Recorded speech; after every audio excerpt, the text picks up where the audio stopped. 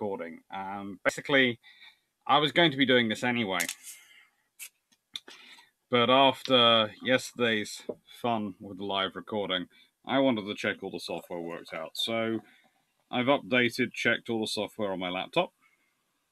I've updated and checked all the software vis-a-vis my camera. And my plan is to do what is the first in a series of videos I'm going to call the long patrols. Now, deep dives are videos when I'm doing them basically to make up for the lack of an introduction and a lack of a video. Sort of deep dives are what are going to be going up when I'm away and not able to do my normal lives. And that's going to be one series. Long patrols are going to be when I've done a whole series of introductions for something, and either I've not been happy with them or I feel I could add more if I did it in a longer format. So, this is the first long patrol. And this is on submarines, making Mare Nostrum a hollow jest. Which is rather appropriate because the sound for these was particularly chronic. I do apologise. Now, I have sort of zoomed out the video because I wanted you to see my new t-shirt. Yeah. Finally arrived.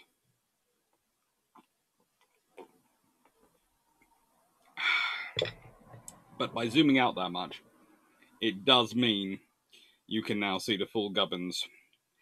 And it doesn't seem to get as good a focus on me, so I am going to actually have to play with the zoom in a second. So, you know, enjoy this, but in a second it is going to go up. Now, I prefer it at that level because, well, various cuddly toys get more visibility. And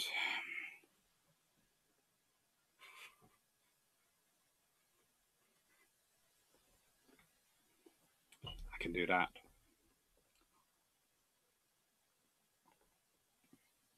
So, as is traditional when I do these things, the books, and I'm going to talk about them first. First up is Periscope Patrol, The Saga of Malta 4 Submarines by John Frank Turner. It's a very good book, and it basically deals with 10th Flotilla and the U-class vessels and their friends who are based out of Malta and have fun causing the Italians pain. Mainly the Italians. There are a few Germans who also feel the pain in the Mediterranean, but it's mostly the Italians who feel the undivided love and sweet, tender embrace of the Royal Navy submarine arm. Warships After Washington by John Jordan. Now, this does have a fairly decent submarine section in it, and I enjoy this book. I have to say, I think, as I said before, I feel perhaps that John is a little too quick to believe the British are being as above board as they claim to be. I am British and I am far less looking at the proposed figures, declared figures, and what actually goes in and out of these ships. I am far less convinced the British weren't massaging the figures away with the rest of them. Just perhaps they'd managed to maneuver the politics so they didn't look so bad. And for the stats, because I want commonality in all the classes, and there is only one book available which really gives the commonality in all the classes in accurate format. The trouble is with Brassies and Janes of the period is they're using the official ones listed. Which, well, let's be honest, you know, Janes is a nice form of international intelligence gathering, but you don't always give it everything. So, I'm using Norman Freeman's British Submarines in 2 World Wars.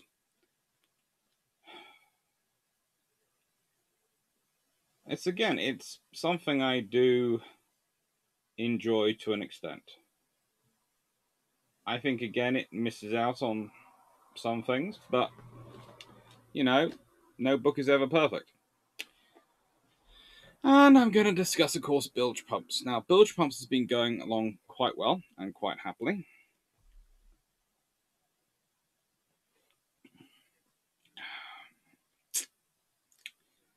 Bilgepumps is... how do I put this politely? Bilgepumps is three naval history geeks getting together, sometimes with a mate, to have a discussion about current events. Sometimes that mate, as in episode 9, is Michael Clapp, the Commodore of the Amphibious Task Group from 1982. In forthcoming debates, it could be, well, not debates, forthcoming chats, it could be all sorts of people. Like we do with books, we are happy to take suggestions. Well, with books, if you want me to review them, you have to send them to me. But if I don't already have them, if I have them, I'm happy to review them off my own back. But with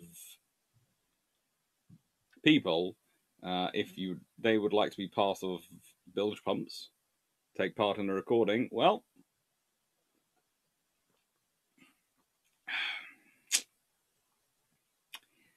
they'll need to join us. They'll need to say they want to be part of it. So basically, tweet us with the hashtag Bilgepumps included, because that's how we'll know. Anyway, getting on to this, and it is making Mare Nostrum a hollow jest, Iron submarines in the Mediterranean in World War II. Now, Iron submarines in the interwar period. What are the Royal Navy looking at? Well, for starters, the RN are not looking at commerce warfare. Why not? Well, they control the world. Think about this from the RN's perspective. They have cruiser bases all around the world. They are one of the largest navies in the world. Unless they are facing the United States, there isn't really anyone who has a chance to impose a blockade on Britain. So therefore, they'll be the ones imposing the blockade on the other power. If they're going to do that, and that is certainly their plan, then they're going to have cruisers going around the world, hoovering up enemy merchant ships. Not sinking them, capturing them. Because merchant ships are useful. The Royal Navy will make great use of them. Britain will make great use of them. German, Italian captured ships. In World War II, French captured then / free French ships would also be useful. The huge Norwegian merchant marine. Thank you, Germany, for invading Norway. That's great. You gave us a whole load more merchant ships who were virulently happy to ply the trade back across the Atlantic, and if they caught sight of a U-boat, would try and ram it. Very happy. But that means that role for RN submarines isn't really there.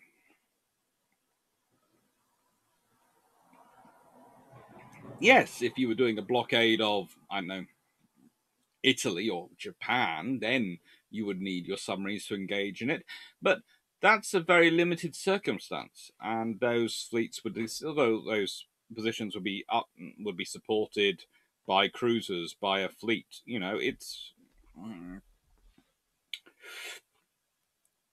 It's not such a overwhelming need. So, what do you need submarines for? Well, submarines, especially in this period, are to an extent mobile minefields. Once underwater, they can't move fast, but they are an ambush predator.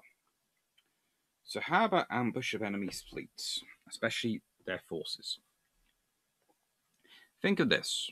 Think of a Japanese task force built around 4 or 5 battleships, maybe a carrier or some carriers, advancing into the South China Sea through one of the channels. There happen to be 2 or 3 T-class submarines in that area. They each had the ability to fire 10 torpedoes in one salvo. Now, let's say the Royal Navy has worked out that you have a 1 in 3 chance of getting a hit with a torpedo. And let's say they've worked out on average to disable most battleships and carriers to an extent they have to be sent home. You need to get 3 torpedo hits. You fire 10 torpedoes in a salvo.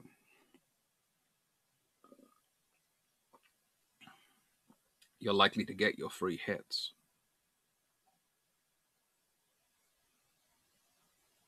It's mathematics at this point. So let's say I am proceeding forward with my force and I'm the Japanese commander. And I lose one of my battleships, gets damaged. Let's say she doesn't even get sunk, she gets damaged. Fine, she has to go home. So that means I have to peel off some destroyers and go. And I send some more ships after Submarine. Maybe they get her, maybe they don't. And then another attack happens. Now I've got another battleship down. So I'm down to, let's say, I had 4 battleships and a couple of carriers. I'm now down to 2 battleships and 2 carriers. And I've had to send off quite some of my cruiser and a couple of destroyers with each of those battleships to go away. So my escorting force has gone well down. So I'm now critically weakened if I actually end up in a fight with a British task force or an air attack. But more likely, what happens if that 3rd submarine is there? And that 3rd submarine takes out one of my carriers. Maybe it sinks it again, and now I'm down to half my original force, or maybe it damages it. That's a mission kill for my force. Yes, I've had 3 major capital units damaged, but can I proceed? Because I've got to get them home to Japan to repair them. And I've got to send escorts to repair with them, and there's only so many escorts that can go with me. Now, we can all point to the end of the war. We can all point to issues which are happening by 1945, where Japanese vessels are proceeding unescorted because there just aren't escorts around. We can all point to that. But in the first light of war, that would not have been the case.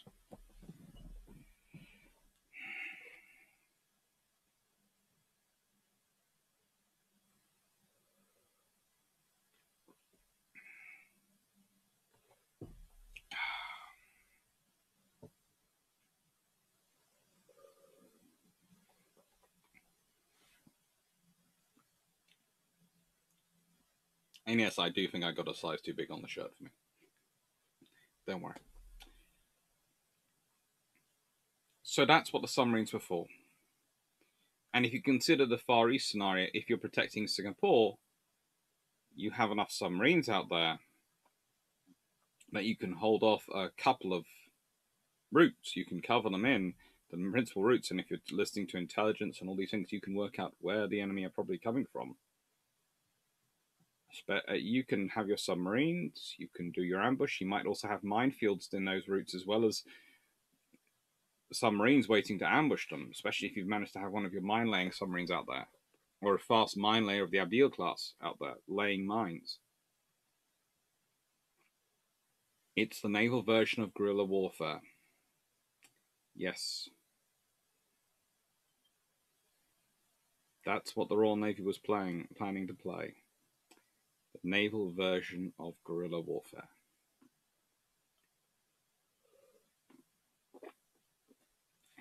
Reconnaissance. And mine laying. All purposes for submarines. Factors of construction, the treaties. Yeah, it's the old problem with the treaties, in that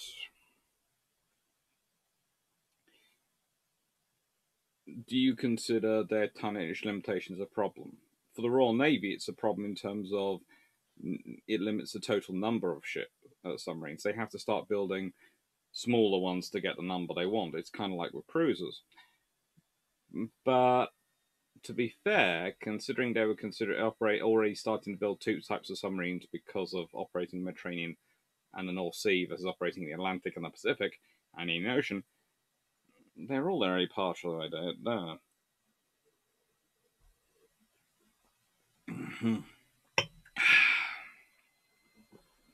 The OP and R classes. Right.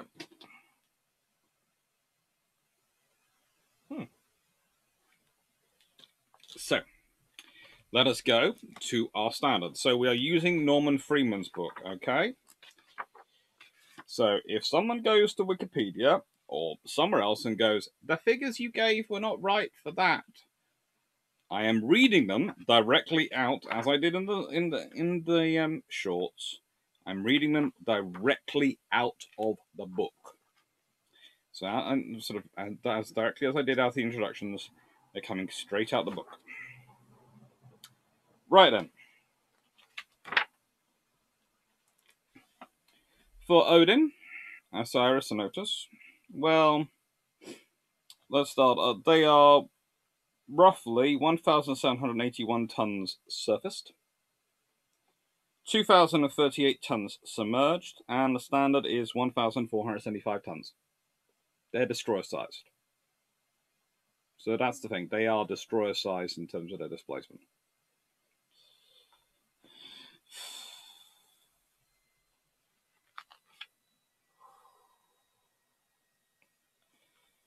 Mm-hmm. Right. They have 8 torpedo tubes, and they carry 16 torpedoes, which means they can reload. Again, it's an 8 for 8. And this also, so there is a reason for not, when we're talking about torpedoes again, why do you carry less reloads? Why do you carry have torpedo tubes which you cannot reload at sea? There are reasons for this. One, if you're doing the ambush thing, you can't catch up with them underwater, and being on the surface near a surface fleet that you are trying to ambush is a good way to get yourself killed. It really is. So you need those tubes for maximum attack. You don't reload is for self-defense. It's for dealing with any hunting destroyers or targets of opportunity that come along afterwards or maybe beforehand.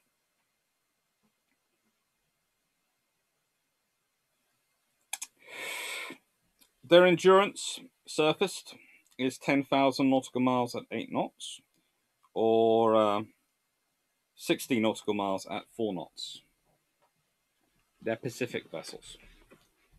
They have a nice long range, but again, they're not that fast. If you were talking about the equivalent destroyer, you'd be talking 16 to 18 knots for that range. You'd be, or their range would be measured in 16 speed, 16 to 18 knots, how they could go, and all those sort of things would be different. So submarines are very much, they're not what we imagine when we're looking at a nuclear submarine. You cannot transpose that back. The P class, represented here by HMS Proteus, the lone survivor. Surface 1,760 tons, submerged 2,040 tons, standard 1,475 tons, 8 torpedo tubes, 14 torpedoes carried. A crew of 53. What's interesting is that the complement of the O class is also 53, but is listed as 6 officers and 47 non-commissioned and men, or 47 other ranks.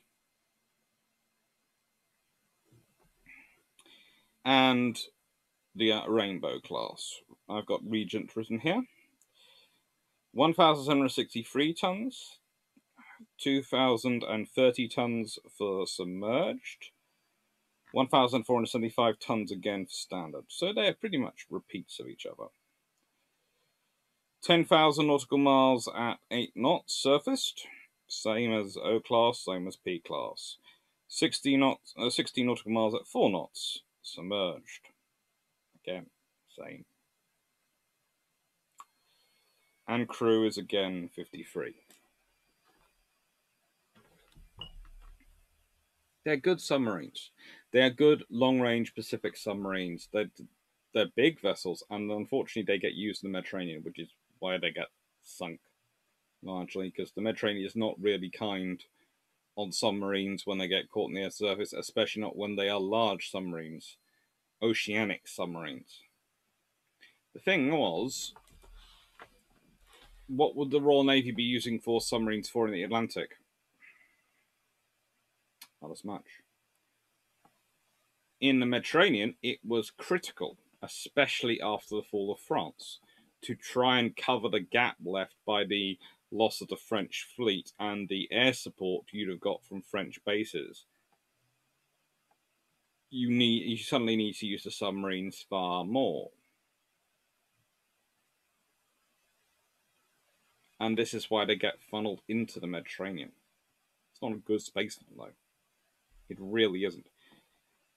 They are, though, as I keep trying to stress, good submarines. You can see certain attributes of their trying to make them better sea-keeping vessels, better vessels for going on the sea. And there might be features which you're looking at now and comparing them to a current submarine and going, oh, that's such bad, that's so bad design. It's actually really quite good design for a submarine which is going to spend a lot of its time on the surface.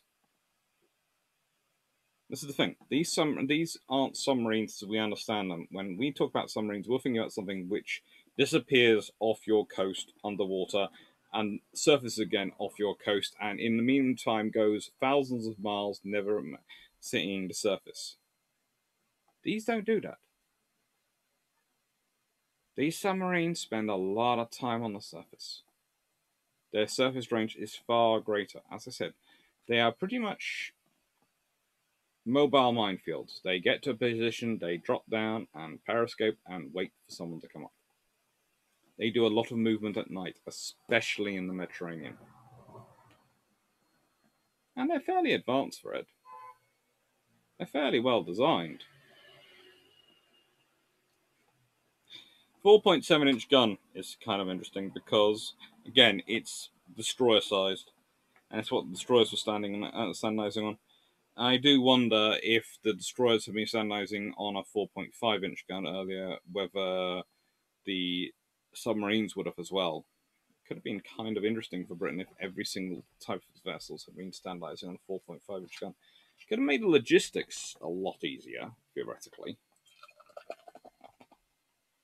Because theoretically, they could all use roughly the same 4.5-inch ammunition. In theory.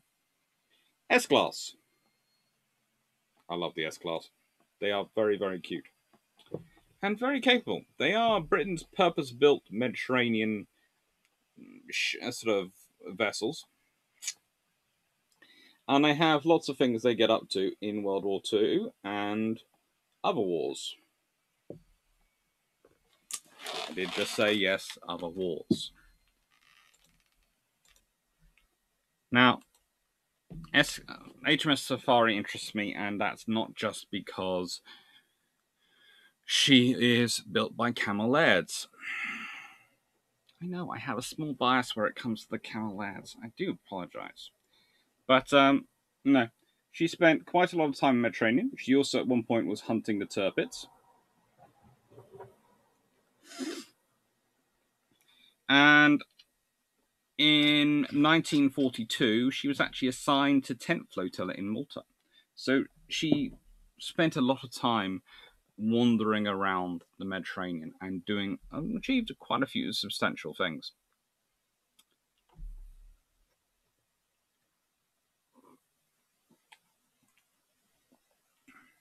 Including a lot of Italian merchant vessels being sunk.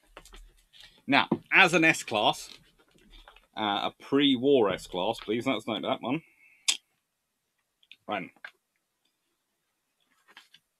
She has a surface displacement of 761 tons, broadly speaking, according to Freeman again.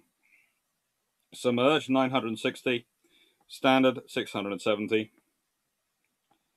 And Yeah.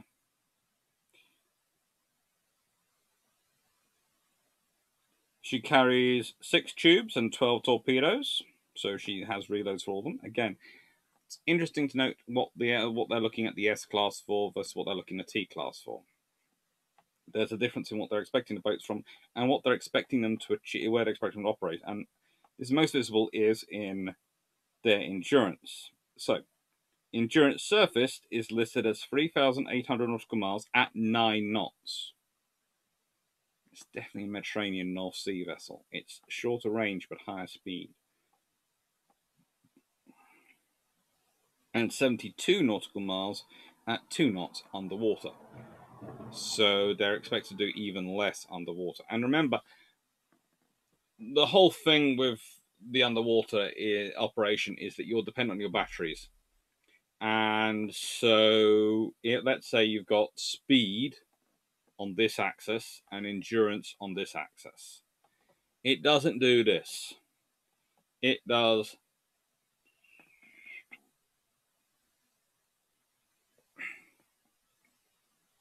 and endurance goes down to 0. The higher the speed goes up, because the batteries just can't supply the power. They will lose power very, very quickly. And this is even worse if they get salt water near them, which is great for a submarine. Oh.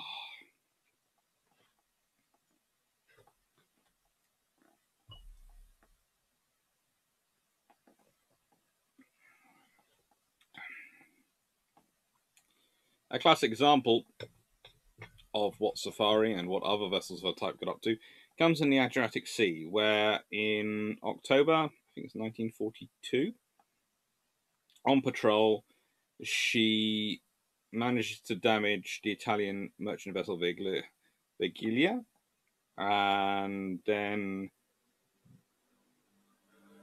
a few days later, the Aneco, and then the Giuseppe Magallo, and that's on the 8th of October.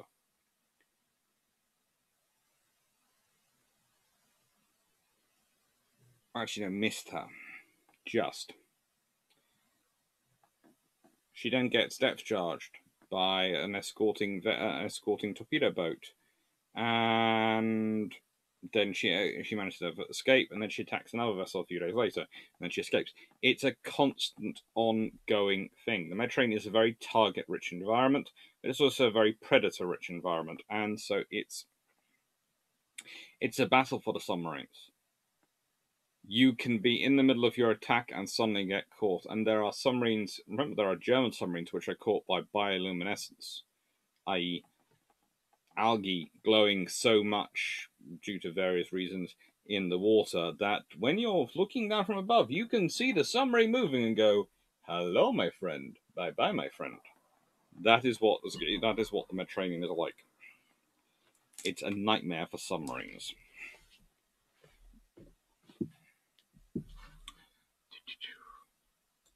I'm going to try and keep my notes up to date because my notes aren't moving as fast as anything else is. Okay. By gum.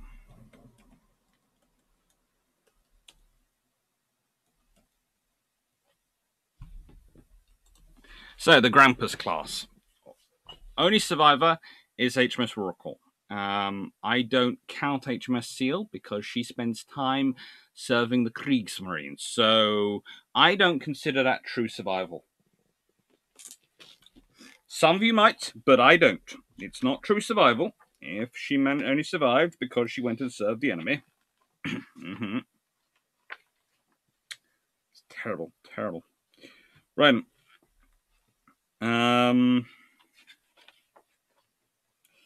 1939 patrol mine. Is that it? No, it isn't. They're the early one, aren't they?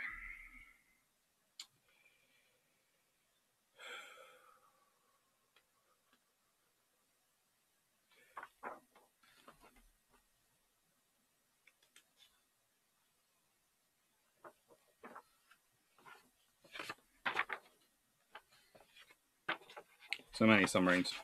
Right, so displacement 1,810 surface, roughly. 2,035 ton, 2,157 tons submerged. That's always fun.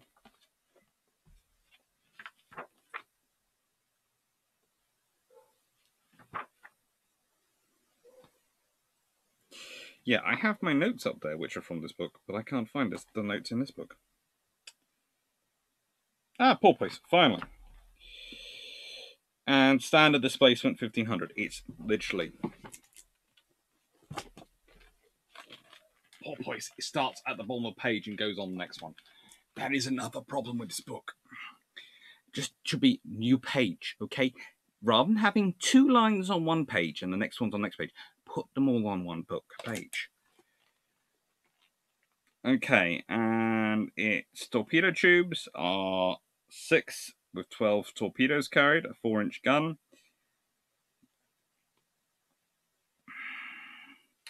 But the more important thing they could carry is a whole load of mines. A humongous amount of mines for a submarine. They can carry 50 of them. So despite them having... let's see, speed again. If I now found the book, I'm going to use the book.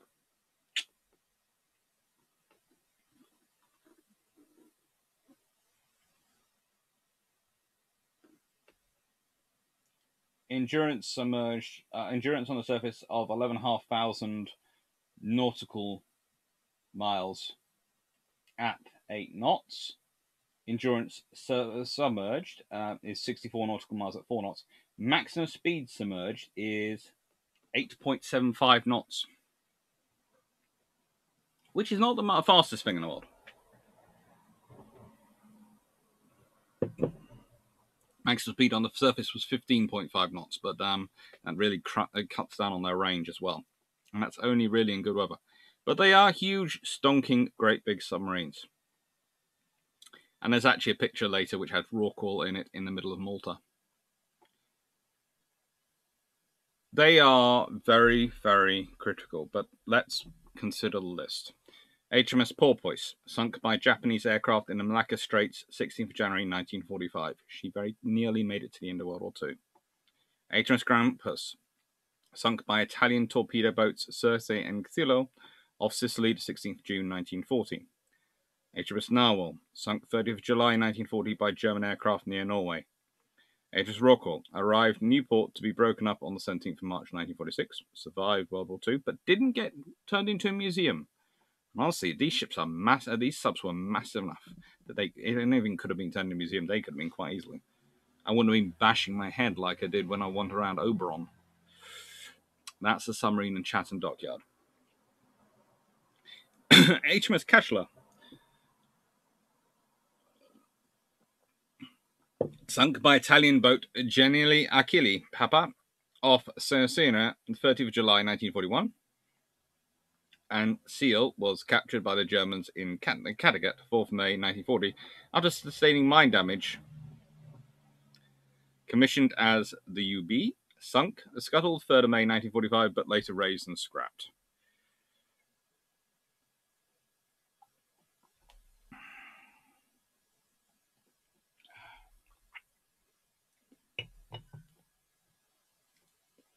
You have to want that, really. But their purpose was quite simple. 50 mines is quite a decent mine load. And again, imagine them in the context of the Pacific War. That's what the Royal Navy was planning for them. The Royal Navy knows that if it plans to fight the Japanese, then it has a good chance of being able to fight any other war. Because the Japanese are as near a peer as you can get without claiming you're going to fight the Americans. Trouble is with claiming you're going to fight the Americans in terms of funding is you're never going to get the funding. So fighting the Japanese, well, you will get the funding because the Japanese are considered a potential threat and a viable potential threat. So you can get the funding for it. So you put in the requests.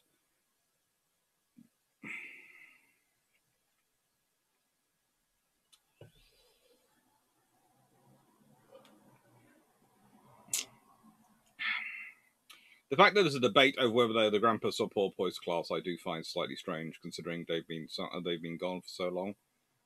I tend to call them the Porpoise class because whilst the Grampus was the test bed, the Porpoise lasted longer. And if it hadn't been for some very, very lucky and bright and working very hard Japanese, she would have probably survived out the war.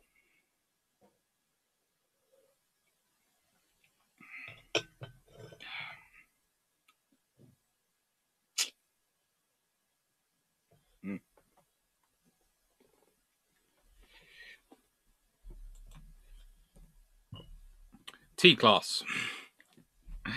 Right, I'm going to load up some details here. For HMS Trident, not HMS Thrasher. Thrasher's details will come next. Now, the T-class are built in two batches. There is the pre-war Ts, and there is the post-war Ts. They're all fun, but they are different. So, and luckily they are both on the same page in the center. It's brilliant, absolutely amazing. I'm so happy. So, surface, if they're pre-war, 1,290 tons. Wartime, the 1943 order, 1,304 tons. Submerged, 1,560 tons. Submerged, 1,567 tons for the 1943. Standard, 1,090 tons for the 1935 build. And technically HMS Triton. And the T-class in 1943 is 1,090 tons as standard as well. I love that artificial phrasing. Endurance surfaced in 1935 is 4,500 nautical miles at 11 knots. In 1943, it's 9,300 nautical miles at 8 knots. The Endurance submerged is 110 nautical miles at 2 knots for 1935, or 126 nautical miles at 2.25 knots for 1943. Torpedo tubes versus torpedoes. On Triton, it's 10 and 16. So that's 10 torpedoes loaded. 4 of those torpedo tubes are fixed forward firing, not torpedo tubes which you cannot reload from inside. And they've got 6 reloads for the 6 reloadable tubes. And then for the 1943, it's 11 torpedo tubes, but 17 torpedoes. This is because your pre-war batch, 10 torpedo tubes firing forward. So you've got 4 into the front and then 2 more further back, sort of by the conning tower, firing forward. Your wartime batch turns those 2 by the conning tower back. So they're now firing aft, and another unreloadable tube is mounted firing aft as well. So you now have 3 tubes firing aft. All, none of which you can reload. But if you're trying to scoot, if you're shooting and scooting, it gives you another set of shooting you can use to cover your rear while you're scooting. Now, HMS Trident is a fun submarine. She has some experience in home waters, but then goes to the Mediterranean.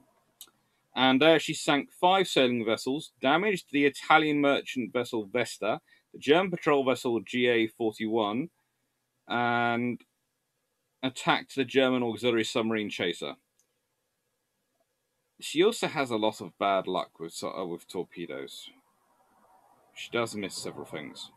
But basically, that's because at a certain point, you see, the Royal Navy designs its torpedoes around the mass salvo, which are worthwhile firing when you're engaging an enemy battleship or an enemy aircraft carrier, possibly an enemy destroyer or cruiser. However,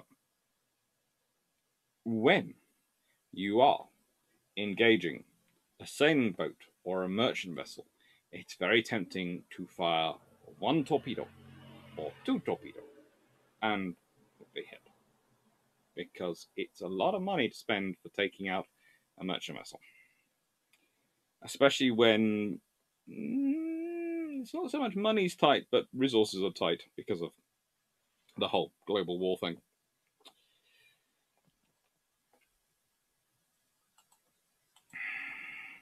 Now we're going to expand out a little bit. HMS Thrasher before and after Crete. Before is above, after Crete is below. Look at those holes.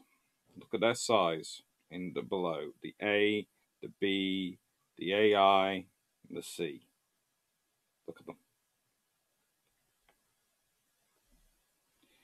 This is the VC citation for HMS Submarine Thrasher. The King has been graciously pleased to approve of the grant of the Victoria Cross for great valour while serving in HM Submarine Thrasher to Lieutenant Peter Scowen, Watkinson Roberts, RN, and Petty Officer Thomas William Gould. On February 16th in daylight, HM Submarine Thrasher attacked and sank a heavily escorted supply ship. She was at once attacked by depth charges and was bombed by aircraft. The presence of two unexploded bombs in the gun casing was discovered when, after dark, the submarine surfaced and began to roll. Lieutenant Roberts and Petty Officer Gould volunteered to remove the bombs, which are a type unknown to them. The danger in dealing with the second bomb was very great. To reach it, they had to go through the casing, which was so low that they had to lie at full length to move in it.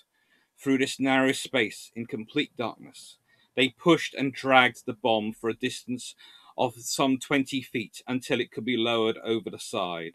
Every time the bomb was moved, there was a loud twanging noise, as of a broken spring, which added nothing to their peace of mind.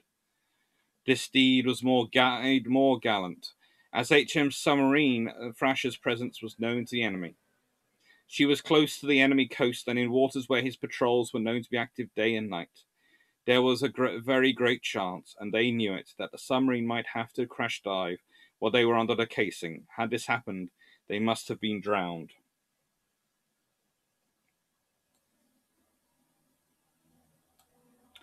Not only would they have been drowned, but their friends would have been probably forced to remove their bodies from the casing. And considering the way you can blow up in terms of drowning, if you're down there long enough, mentally this is the case, that might have been a very, very, very unpleasant task.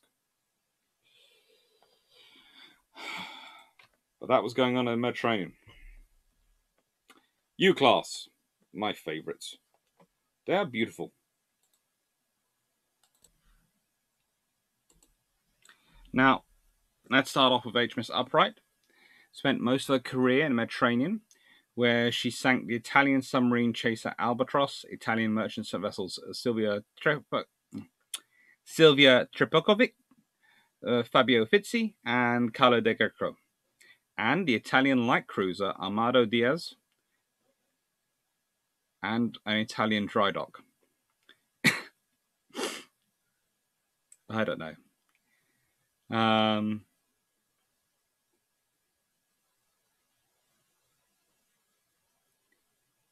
Yeah, she had a lot of fun in her war, but she's a U-Class, and they do have a lot of fun. And I'll get on to the other two in a second after I've gone through the facts. I love my little notes. I compiled them from many sources, but I have to admit, one of the tricks I did use with these ones, because I would say the expert amongst my colleagues in submarine warfare is Dr. Marcus Faulkner. So I chatted with him a bit, but I also did read my copy of Ships of the Royal Navy, the complete fighting record of all fighting ships of the Royal Navy, but from Ben Warlow and J.J. College. It's a good book. I have to admit, I have seen through checking some of the Wikipedia articles lots of references to Jane's Submarines, War Beneath the Waves. I haven't got a copy of that. I should have a copy of it, but I haven't. Right, so Undine, U-class before World War II. Surfaced 631 tons, 31.46 tons. Submerged 732.54 tons. Standard 540 tons. Surfaced for U-class 1940 are roughly the same. 631 tons. Submerged 732 tons. Standard 540 tons. It's pretty similar and it's pretty close. Endurance surfaced 4,450 nautical miles at 8 knots versus 5,000 nautical miles at 10 knots. Torpedo tubes, 6 tubes and 10 torpedoes. So 6 with 4. To 1940, 4 tubes, 8 torpedoes. So she's lost the 2 torpedoes which are unreloadable at sea.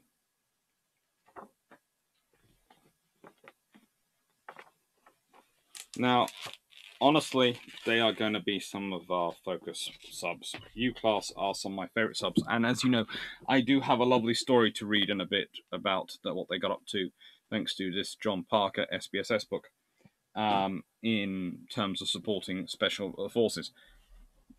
But let's look at first HMS United, because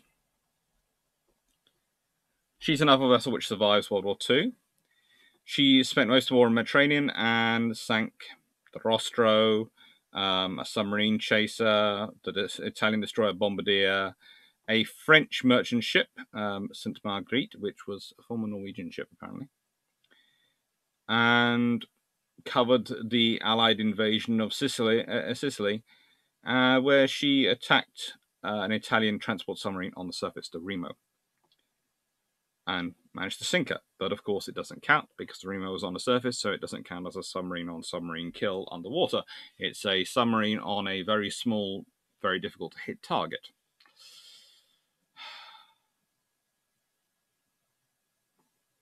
It's not so much fun. And Dzik is one of 2 submarines given over to the Polish Navy. They're both U-class, they both operate in the Mediterranean, and they, if anything, are more aggressive than the Polish destroyers, and frankly certainly live up to it. Her name meant wild boar in Polish, and that's what I'm told. I should have done more checking on that, but I have done a couple of Google Translates. I should have tracked down a Polish colleague to check it with them, but I'm fairly sure that's right, as I saw it in a book as well. And she survived several attacks, but took out some oil tankers, destroyed or damaged roughly 18 surface ships with a total tonnage of 45,080 tons over her career. That's not bad going for a boat which displaces, well, fully submerged 730 tons. So, took out more than 45 times her own body weight. I'll accept that. Anyone who doesn't want to accept that, frankly, is absurd. But definitely, good ships, good boats. So, let's go to the Mediterranean. This is the reality of the Mediterranean. You have contested space for the vast majority. And this is, by the way, from Gordon Smith's maps. Very, very good map source, Naval History Net. I use them a lot. Frankly, we all know my skills are just not that great when it comes to it. So, thank you to everyone who sends me graphics and to everyone's graphics who I occasionally borrow. In this case, I'm borrowing Gordon Smith's www.navalhistory.net naval-history.net map. And it's a pretty cool one. So we have Gibraltar. Then we have the French islands and the Spanish islands. And we have the Italian islands. Then we have Malta. Then we have the Italian North Africa. Then we have Greece and Crete. And the Dodecanese islands. And then, frankly, we have Cyprus. So, what does this point out? Well, basically, the major Royal Navy bases and where they're operating from are Gibraltar, Malta, Alexandria, with a fair number operating from Port Said at the Suez Canal. So those are the areas you have to start thinking, what are you operating from? Where are you going to operate from to? If you are coming from Gibraltar, it's unlikely you're going to be heading into the Adriatic. That's rather a long, complicated route, and it's not going to give you much fuel to get back. If you're the Malta, you're pretty much the center of the Mediterranean, but you've also got Sicily not far away, and that's a big trade route. Plus, anything which is coming from the west coast, the west coast of Italy or Sicily and heading for North Africa is going to have to go straight past you, so that's going to be fun. You might well also end up in the Adriatic Sea, as might you. All that area is going to be target rich. There are going to be British convoys going backwards and forwards occasionally, but many of the British convoys are going to be going out and round and up, which takes about 5 or so weeks. Some of these can't, but there's going to be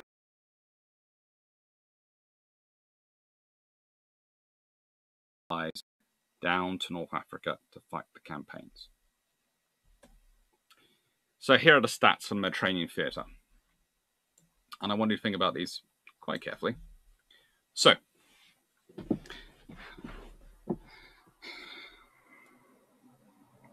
up to 1943, the Axis, because of course, remember in 1943, the fascist Italy gets turned over, becomes part of the Allies. 83 warships totaling 195,100 tons lost. 84 submarines lost. Roughly 2 million tons of merchant shipping lost. 1,000 Navy personnel, 6,500 merchant Navy personnel lost. Roughly, these are estimates mostly. Nazi Germany, 17 warships and 68 submarines lost. Vichy France, 11 warships and 7 submarines lost. Because guess what? The Allies weren't taking much of a chance with the Vichy French. Now, there isn't any listing of the merchant tonnage lost in the Mediterranean for the Allies. It wasn't anywhere near as much as it was in terms of to the Axis ones, because most of that was being lost in the Battle of Atlantic, and it was the Battle of Atlantic all the way round to the Cape of Good Hope, and it was then the Battle of the Indian Ocean all the way north from the Cape of Good Hope to the Suez Canal. So, sorry, those stats aren't in there.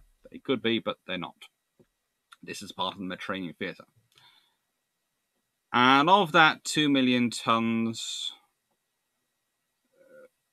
a large chunk of it, over 400,000 tons of it, would be sunk by 10th Flotilla based on Malta. Think of that.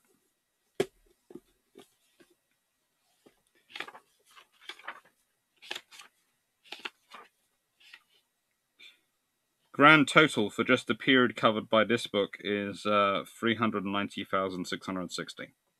That's just the period covered by just this book. And this book doesn't cover the full 1941 to 43. And that is one group of submarines.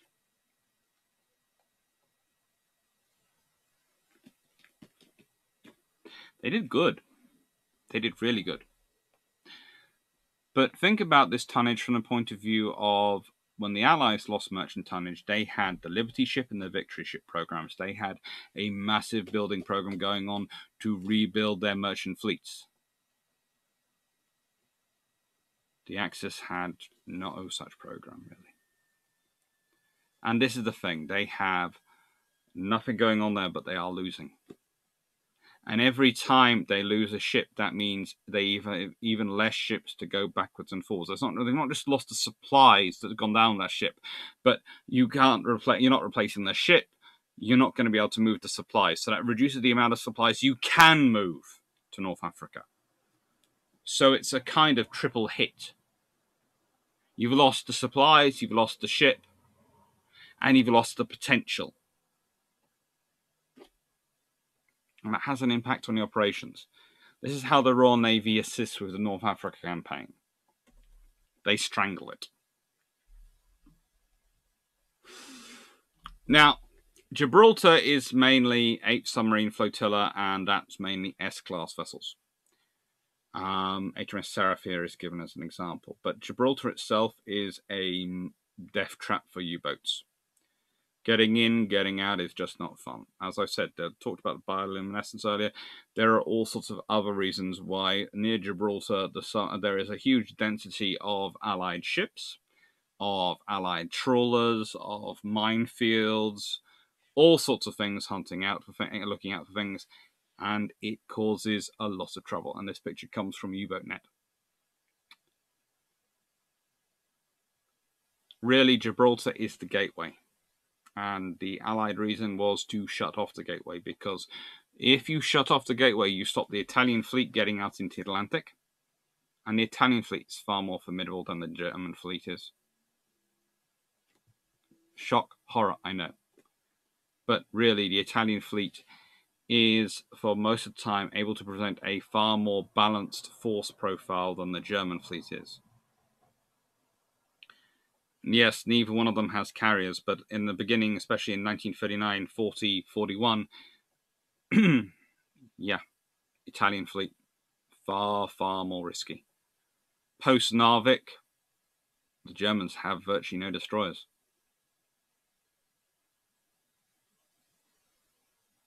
Italian fleet, far more risky than the German fleet, and if it got out, that's a problem. 10th U-boat flotilla.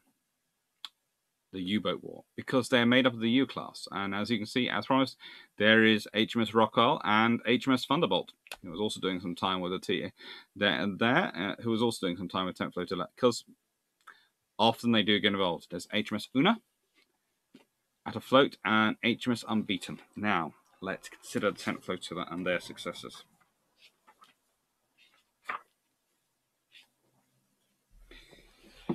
So, Upholder, 2 destroyers, 3 submarines, 3 transports, 10 supply ships, 2 tankers, 1 trawler.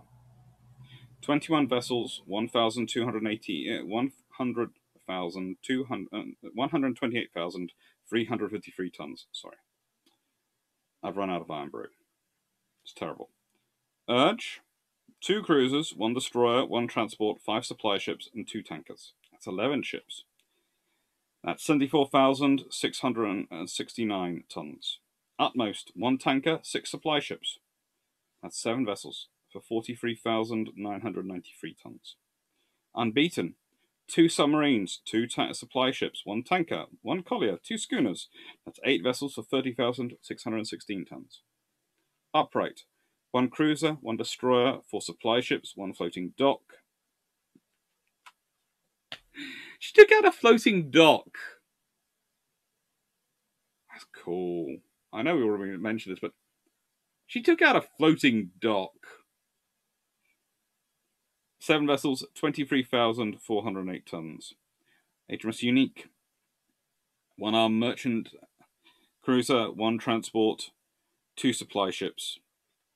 That's 4 for 20,382 tons. HMS Una.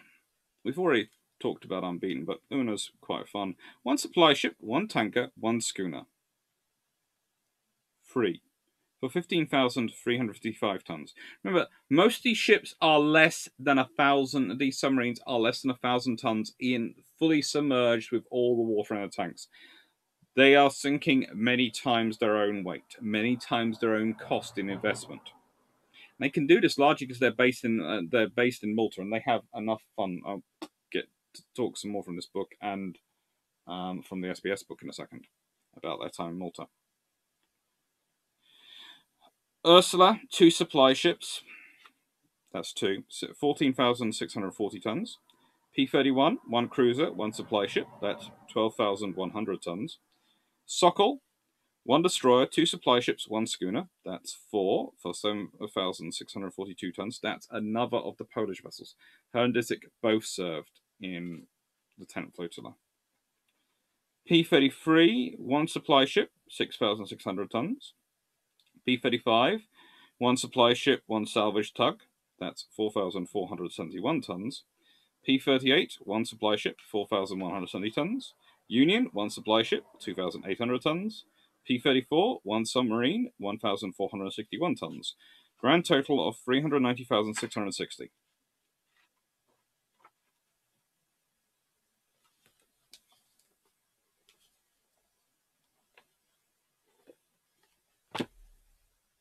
Sorry, I managed to catch my shirt in my book. But it wasn't just ships they were sinking.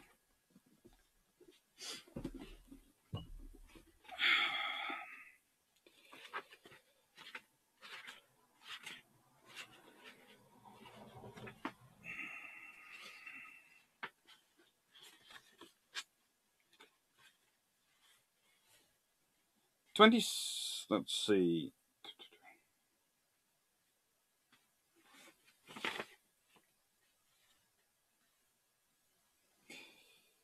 On 22nd of June 1941, at Paracoscope, Lieutenant Commander Tomo Tompkinson gave the order as His Majesty's U-class submarine Urge hovered under a calm sea 3 miles off the east coast of Sicily between Teoma and Catania. On the surface, the Mediterranean was shimmering under the late afternoon sun of that hot summer. Mount Etna was hugely visible, a dramatic rising backdrop to this a particular theatre of war as the periscope cut a wide arc through the water. Tompkinson was on his assigned patrol for what was known by submariners as a billet, roaming the Straits of Messina off the southern coast of southern Italy, and along the route used extensively by enemy shipping and likely to supply Rommel's burgeoning presence in North Africa, the Africa Corps. I really do recommend this book.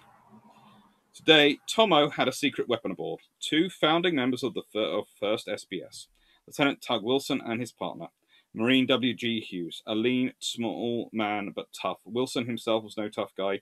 He was handsome, slender, and middle class. But he and Marine Hughes shared a common bond. They were canoe fanatics, and both were desperate for the action.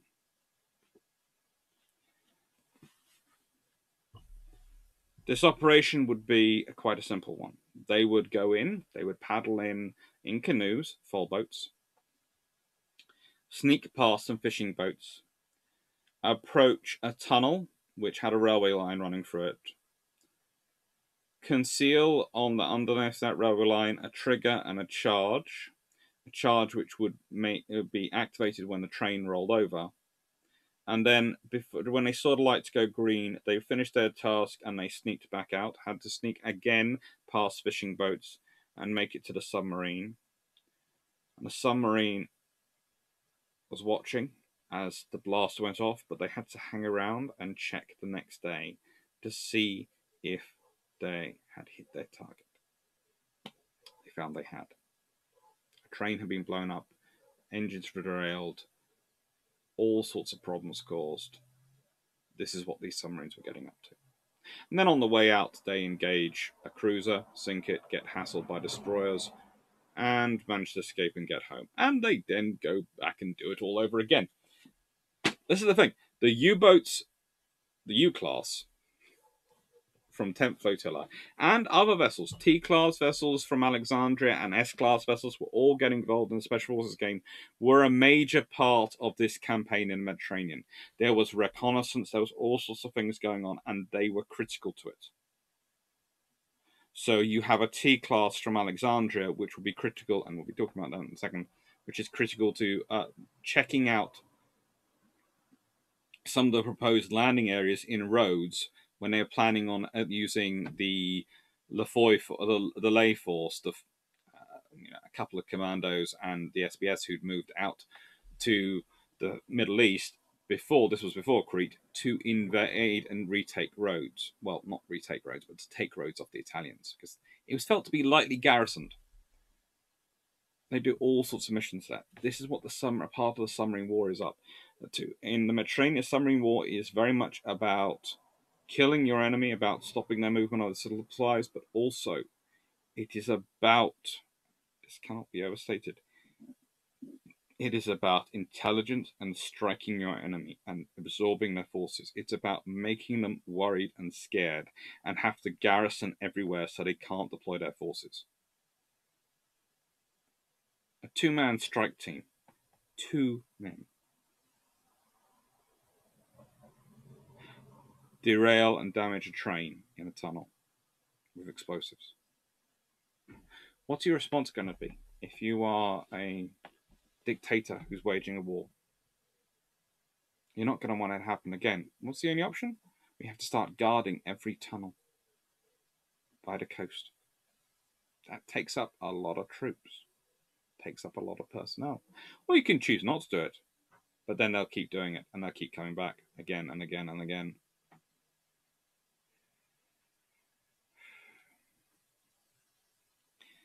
Alexandria was where first submarine flotilla was set up, and that was where most of the big boats which have been heading for the Pacific ended up.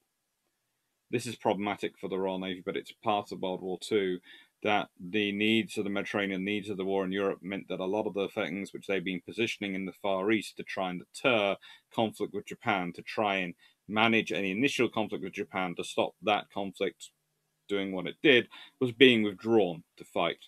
And there's only so many resources to go around. The classic example is HMS Formidable.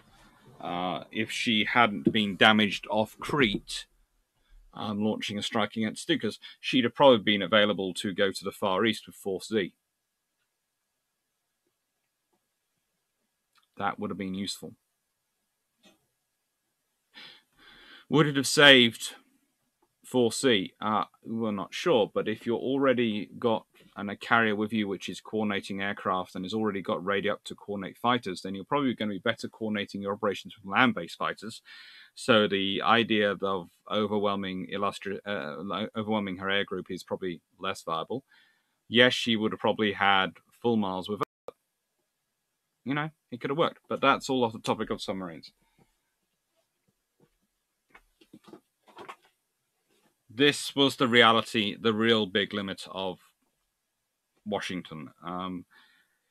It wasn't so much the problem. For the Royal Navy, it was an advantage in it stopped a race in the bigger units. The battleships, the aircraft carriers, the cruisers, especially the heavy cruisers.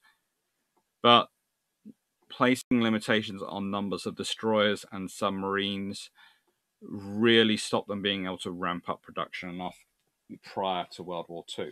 However, saying that, they still had one of the largest submarine force, I think, pretty much, prior to World War II, and were very, very capable. And these submarines are some very advanced submarines. You can see there is a lot of streamlining. There is a lot of effort being paid to make them as good and as fast and as efficient through the water as possible. They were built with a lot of care, and it was very much a dedicated work. So, this is the interesting map. Making Mare Nostrum a jest. This is what is claimed was the Italian control of the Mediterranean. If you have control of the sea, that means you can do what you want unimpeded. There is command of the sea, there is control of the sea, and there is effective operation on the sea. Operational level is said to be achieved when you can operate at sea. You'll face enemy opposition, but you have a good chance of winning against it. Command of the sea is when it's still disputed, but you're able to pretty much do whatever you want to do. Control of the sea is when it's not disputed, really. You have absolute power. Well, that's wrong. They might be said to have effective command of the sea, but I don't think the Italians ever realised they do, and that's mainly after what happens to the battleships in Alexandria and the damage that gets caused by their various special forces with various attacks, and the loss of the carrier in the Eastern Mediterranean was a bit of a problem. But at the same time, and this has to be acknowledged,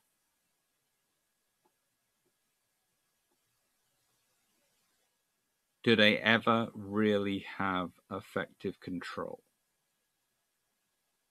or command? No. There are always submarines sinking things. There are always destroyers, cruiser parties, air groups going out there. They never get to do the maneuvers they want. Every time they're doing something, it's being contested. Yes, every time. I would say, actually, the Mediterranean is one of the most disputed seascapes in World War II. And I would say no one achieves any level of control. So I would say those green and red lines are complete and utter twaddle for both sides. Because that red line around Malta suggests that the Allies have complete and utter control around Malta. And I'm fairly sure they had to deal with the Italian and German submarines turning up there.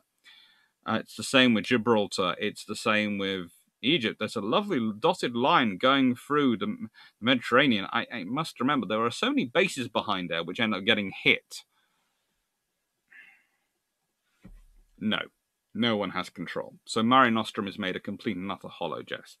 But it's a hollow jest for both parties. It's a hollow jest for the Royal Navy because whilst they have traditionally been the dominant naval force there, the restrictions of fighting a global war mean they cannot overwhelm the Italians. If it was just the Royal Navy versus the Italian Navy would have been sunk about 3 times over at the beginning of World War II.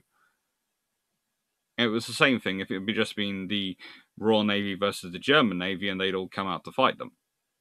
It would have been painful, but it would have been done. But once you're fighting a war, once you're fighting a campaign, once you've got task forces going around all over the world, once you're dealing with Japan as well as this, so you can't concentrate all your forces from there. And you've got to deal with the forces that are fighting in the Mediterranean and the fighting in the Atlantic. And to an extent, there are phases in this war. There are distinct phases. And if you can get up to 1942, quite a lot of ships which survived to 1942 from the beginning of it live through the war. But quite a lot of the ones, a vast majority of the losses are taken prior to 1942 and before. And there are various reasons people put forward for why this happens. Some people say afterward, the anti-aircraft firepower, the anti-air defense and anti-submarine warfare gets so much stronger.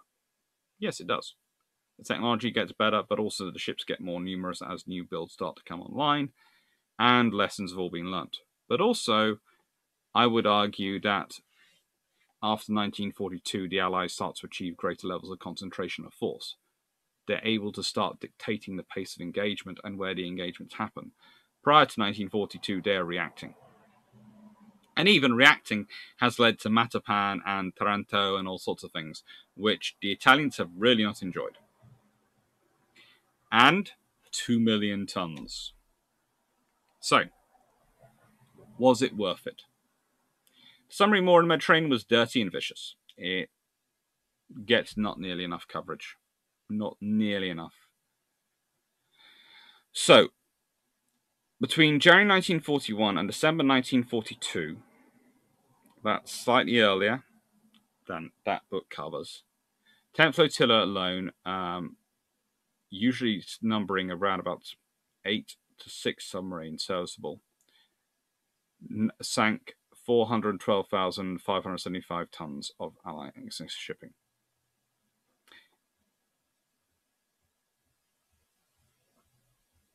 That's not that bad. When you compare it to the big thing that's made about the happy time for the submarines and how much success as the Germans are having in the Atlantic and all these things, that's not bad for achieving with a force a lot smaller. A lot smaller. And then you've got the Battle of North Africa. That has enough setbacks and problems and reverses, and there's enough issues. Imagine the issues they'd have had if 2 million more tons of supplies, well, let's say not 2 million more tons of supplies, but all the supplies that could have been brought by that 2 million tons worth of shipping had managed to arrive.